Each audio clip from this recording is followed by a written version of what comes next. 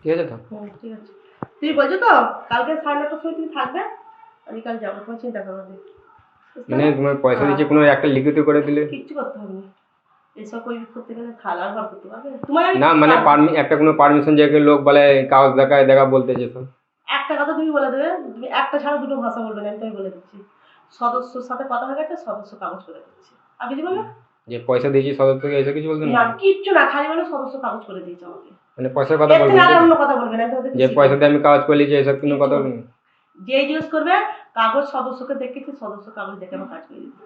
এর তো উপরে উঠবে না, কাল 9:30 তুমি থাকবে, রেডি হয়ে থাকবে, আমি যাবো বলে দিচ্ছি, বুঝতে পারো তো?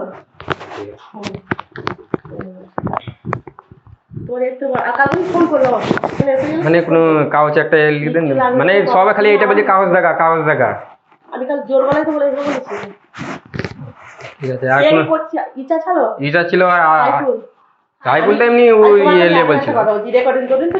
না রেকর্ডিং কেন করবো? আমি কি বলছি, কালকে কে ছিল বলছি? ইচ্ছা, সাইফুল আর আসাদ। আসাদ আমার অনেক কেউ নয়, আসাদের মাথা খাওয়ার দরকার নেই। আর কে বলো, তুমি নাম বলে দাও আমাকে। আর সাইফুদ্দিনকে চেনো? সাইফুদ্দিন একটা ভাই মোটা করে, যে চা বিক্রি করে। নামটা মনির। হ্যাঁ ওই ওইটে তিনটে সব করে জড়ো করে তোমার সামনে বলে আসবে, বলেছেন তো?